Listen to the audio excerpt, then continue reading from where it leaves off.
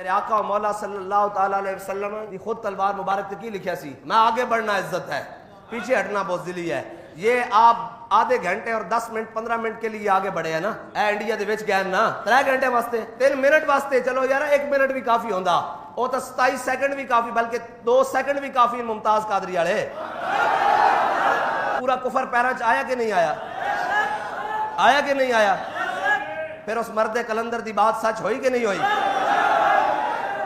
اور اللہ تعالیٰ نے تو آنو عزت دیتی، تو اس دا یہ مطلب نہیں کہ چوڑے ہو جاؤ۔ لَإِن شَكَرْتُمْ لَأَزِيدَنَّكُمْ، اور شکر اسے دائیے کہ اس نے پوری دنیا دے سامنے سانو تو زیادہ خوشی رافیل دے گرن دی نا، وہ فرانس دا تا کر کے حرامیت دے مقابلے جدو حلالی آن کے تو پھر وہ ٹک نہیں سکتے، یہ گل پکی ہے۔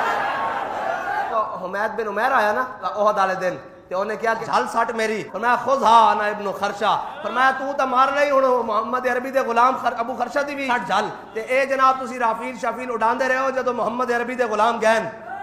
او تو جملہ ہی بڑا بارا نا، کافر ہے تو شمشیر پہ کرتا ہے بھروسہ۔ اے تو پھر جناب ایم عالم دے بارے سن نا، اے تو پھر چل دے بڑی ترتیب لمبی ہے نا۔ اور جدو یہ جملہ کیا نا تو اقبال دی جناب نظریہ اب دوبارہ پختہ ہو گیا، اور جدو انہوں نے بھی کہا نا کہ جناب وہ بیٹھے سن ترجمان، انہوں نے کہا جناب تسی دسو اے تسی بڑے نا رکھن بنیان مرسوس تے، انہوں نے کہا ساڈا اسلام تو بغیر تو ساڈی کوئی چیز نہیں نا، اے تو ساڈی ٹریننگ دا بھی حصہ، ساڈے خون دا بھی حصہ، ساڈے ایمان دا بھی حصہ، سارا کچھ۔ میں کہا بڑی دیر کی مہرباں آتے آتے، ایمان تقوی جہاد فی سبیل اللہ، شکر ہے اسی تواڈے منہ چ سنیا، اس تو بغیر ہے کچھ نہیں، یہ سارا کچھ لگے رہا۔ ہمارے پاس یہ ٹیکنالوجی ہے، قرآن کے 2 لفظ آئے ہیں بنیان مرسوس، تو تباہی پھر نہیں گئی ان کی۔ ہندو کی کیا جرت ہے بھائی؟ کوئی جرت نہیں۔ محمد عربی کے غلام ہوں آگے، ایم عالم کے وارث ہوں آگے، بڑھ کے ان کی بہت بڑی ہوتی ہے، لیکن محمد عربی کے غلام کے آگے یہ منٹ نہیں نکال سکتے۔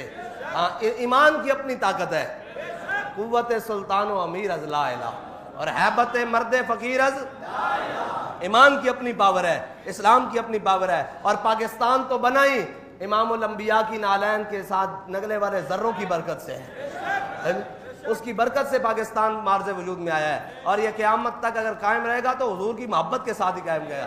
ابھی تو طیاروں والے گئے ہیں، ابھی تو محمد عربی کے وہ غلام بھی موجود ہیں جو جوتیاں اتار کر قمیضیں اتار کر بارڈر کی طرف جانے کے لیے تیار ہیں۔ جنگ جہاں ہوئی ہم نے دیکھی تو نہیں، لیکن بابا جی نے جو 2 جملے کہے کہ ایسے کر کے جب یہ شوٹ ماریں گے، ایسے کر کے وہ جب مودی کے گھر داخل ہوں گے تو ہمیں یہاں بیٹھے بیٹھے لذت بری آ گئی ہے۔